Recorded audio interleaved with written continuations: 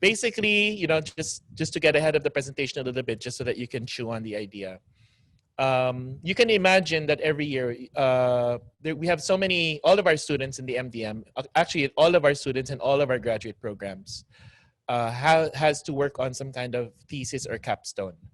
So we are a thesis school, we are a capstone school, unlike other graduate schools that don't require this kind of project. And I honestly would say that among all of the learning journeys, I'm sure for many students that's the most challenging one. And as a faculty and as a mentor, for me, that could also be like the most fulfilling experience working with students on their capstone project. But you can imagine that the responsibility on educators in relation to how we manage that time and the energy and the intellectual commitment and the emotional commitment to completing that. And to be true to our own tagline, when we were looking at that portion of the program from our prior design, we asked ourselves, how can we rethink and reimagine the journey of our graduate students making their capstone? And how can we leverage all of that resources and that energy and that passion and commitment so that we can create more impact from those studies at larger scale? Okay, so I am the kind of person who really wants to always try to walk the talk. So if I say something, I try to do it. Many times I will fail. So I've also learned to kind of be hard on myself a little bit and then maybe forgive myself quickly enough so that tomorrow I will try again. Okay. So Impact Leadership Lab is our attempt to take all of these talented students of ours and their high passion and commitment towards their advocacies and integrate that with the enablement and coaching and support from all of their mentors and try to figure out how we can create new partnerships with other organizations to create this Impact Leadership Lab.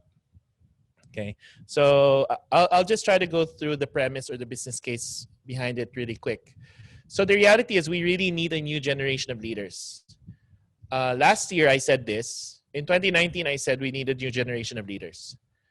After 1 year I'm saying this, but I'm saying it in a different context. Okay, the new generation of leaders we were developing last year, okay, has been hit with a lot of new circumstances.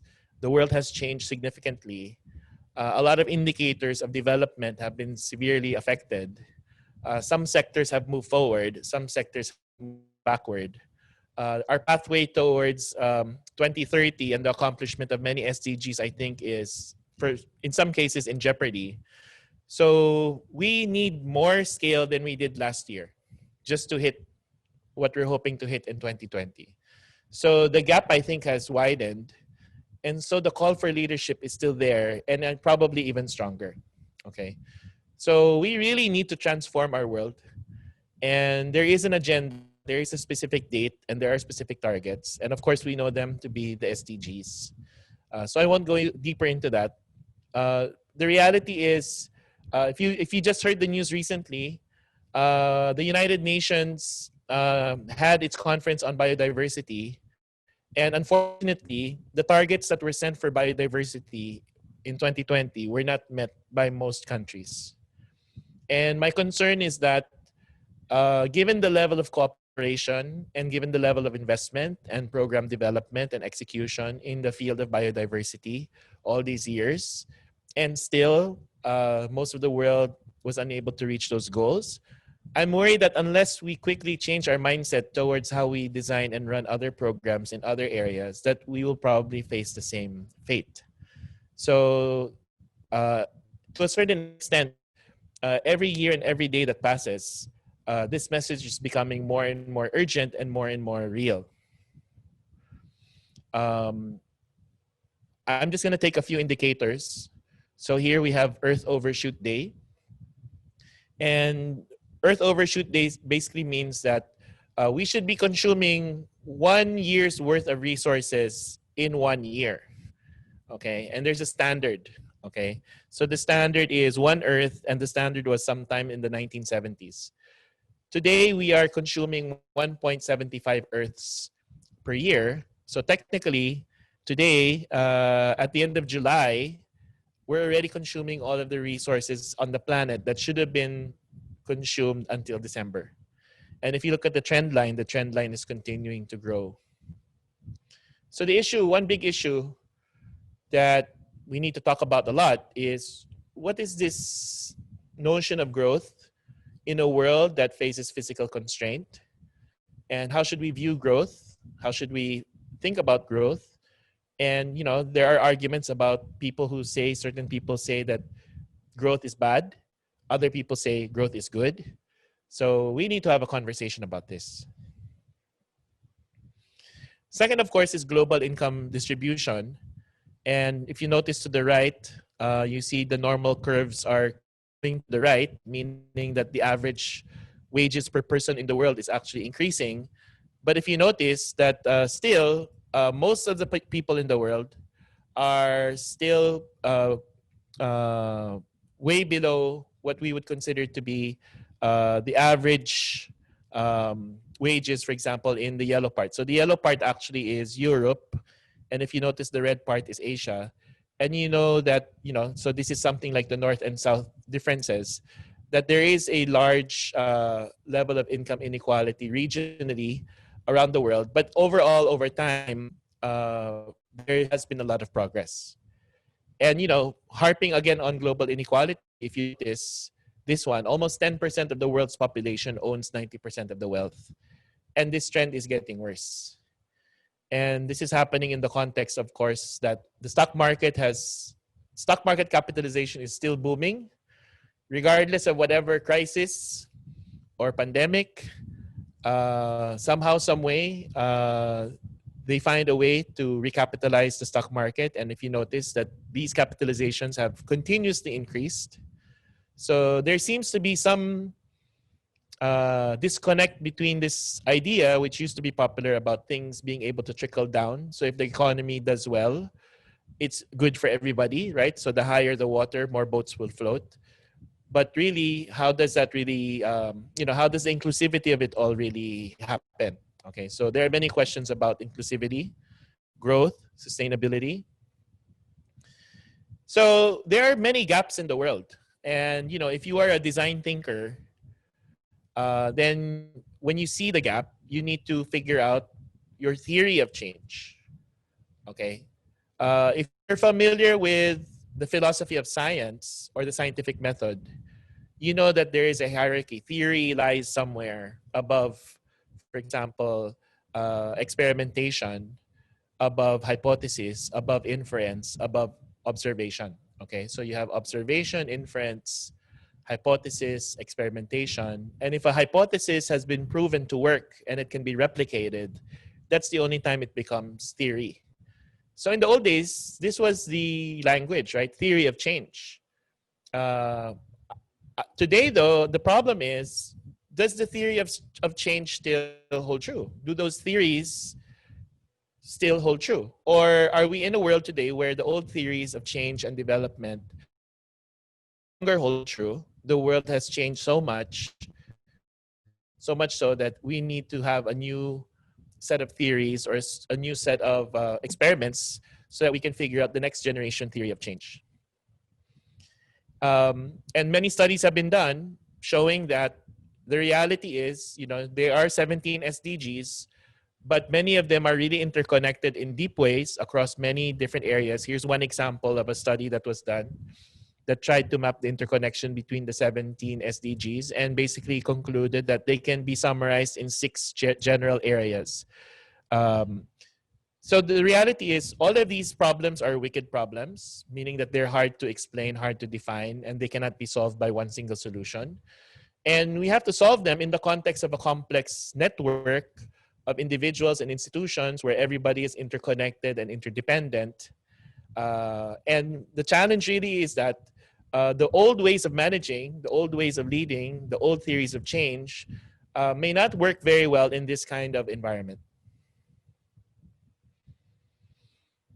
So if you're new to the concept of complexity, I think you should really seriously come to AIM, because day in, day out, one of the biggest challenges of us professors at AIM is to really see the world now through the eyes of complexity and understand and curate management practices that were maybe built in a linear world and try to reinterpret those management practices or concepts or thoughts into a more complex world or even a circular world. Okay, so circularity is a popular shape because it connotes sustainability. Linear is not necessarily a popular shape right now when it talks about development because it does not take into account maybe the ultimate bottom lines. Maybe there was a linear path to optimize profit, but it had unintended consequences on the environment and on society. So today we have to rewire the way we think. Um, and we have to be able to imagine the world in a way, and this is one example of a framework where we imagine the world at different levels and at different times. So we have like micro level, meso, macro, past, present, and the future. This framework is called spatio-temporal, space and time framework.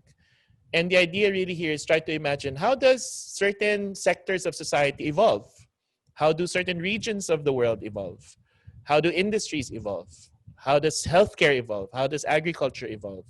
How does education evolve? These are very complex systems, very complex questions.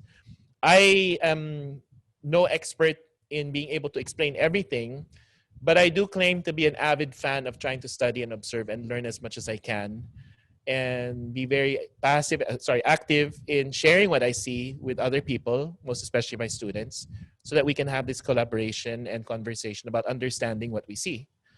Okay, so to a certain extent, I wouldn't say that being in business school is about being with experts per se, because the reality is we also are trying to understand the problems as they evolve, and we're also trying to identify the opportunities to find new solutions.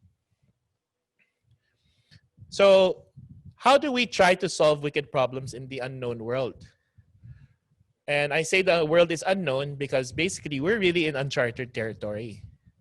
For example, we don't know what the impact of the pandemic will be on government collections on taxes next year. And the impact on the government's ability to tax might have a big impact on its ability to invest in social services and infrastructure. It might force the government to go and finance itself through loans, which might affect its balance sheet, and which might have an impact on interest rates. And if there's an impact on interest rates, then perhaps there's going to be an impact on food security, access to education, access to healthcare, etc. So we're really in uncharted territory, and my fear really is that because the world is interconnected, we know that things move in an exponential way. Okay, so we have to move fast. Okay, so the reason why I'm also trying to talk fast is because we really need to move fast to get people together to start solving these problems. Okay. So we need to develop new hypotheses about development and change. We need to launch new prototypes and experiments. We need to learn as much as we can, as fast as we can along the way. And from AIM's point of view, the opportunity really in the context of MDM was we needed to find a way to leverage all of the energy, time, and resources that were currently being invested by students and faculty in their capstone projects. Thus, the Impact Leadership Lab was conceived, a place where we can create value and capital to create impact at scale. And I would say that the beginning point really, if you see the logo of AIM there on top, is the beginning point is that AIM right now has human capital, right? We have people. We have a wide range of people in our community, from students to faculty to alumni to resource people to to executives in residence, entrepreneurs in residence, our board. So we have a lot of network of people, individuals connected at individual level with AIM. They have a broad range of skills. In fact, AIM itself has expanded its coverage in terms of its things that it teaches. So we started off as a business school. We evolved into a development school. So for a while, we were business and development. Now we've expanded heavily into the innovation and technology side and data science side. So AIM has also expanded its skills, more appropriate for the digitization, the further digitization. We have a lot of knowledge, vision, of course. AIM's mission is rooted in its desire to be a key contributor and to develop leaders that will enhance, develop, and grow Asian societies. We have a high aspiration to lead, inspire, and transform. And the institution itself has a wide network. So the question really is, how can this laboratory leverage all of these assets, these human capital, and with the objective of mobilizing structural capital. So we want to mobilize companies and organizations, government. We want to mobilize them at the level of their programs to get access to their funding, to partner so that we can access their infrastructure, technology, or data. Okay, so that we together we can innovate and come out with all of those experiments. And to do that, of course, we need to build the capital, trust, confidence, shared vision, emergent behaviors and practices.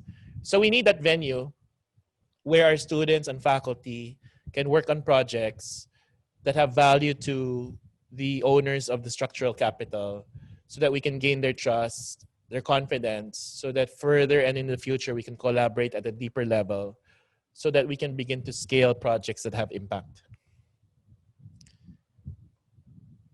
And you know, this impact leadership laboratory really has to explore innovation at different levels.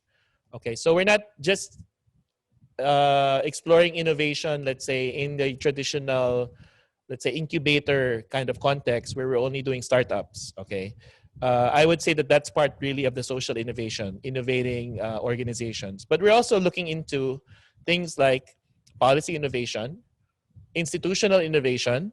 So, for example, what does institutional innovation mean?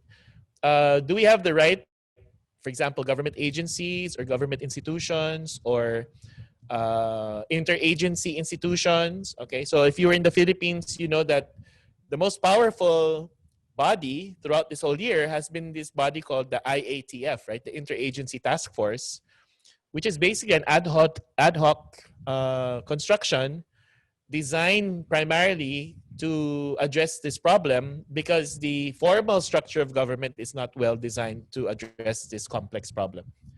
So there's a lot of institutional innovation that might be needed. And of course, technological innovation. So we're very glad to be sharing the Institute with the School of Innovation, Technology, and Entrepreneurship, which does gives us access to human capital whose strength is on that side of the innovation.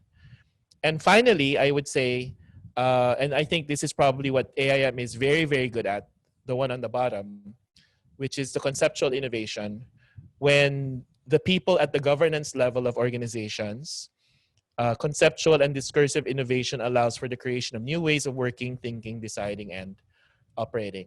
So I'm very proud to say that most of our graduates from this school eventually become influential, maybe at a younger age, influential to the governance level, and then eventually joins the governance level of many organizations across the world. Okay.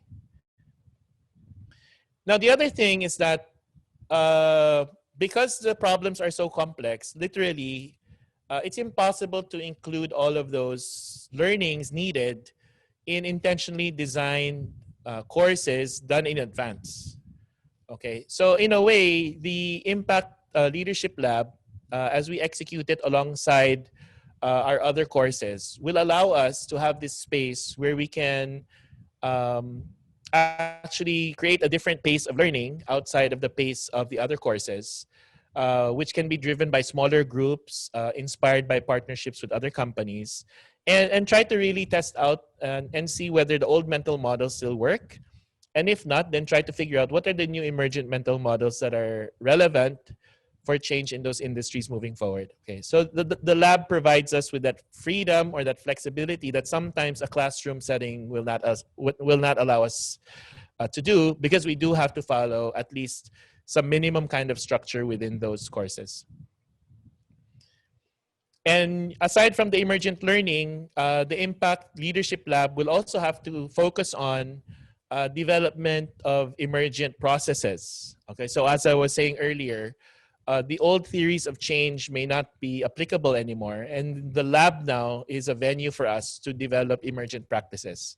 So they can be practices in any kind of institution, organization, NGO, government, It would be very nice to see a lot of innovation related to how government provides service to people and how maybe government can improve transparency or dialogue, coordination, co-creation, participation, etc. So there's a lot of space and a lot of need for new methodologies and new practices. And I hope that when you join the leadership lab, you're not thinking that you're only going to create a product or service. That's also very important.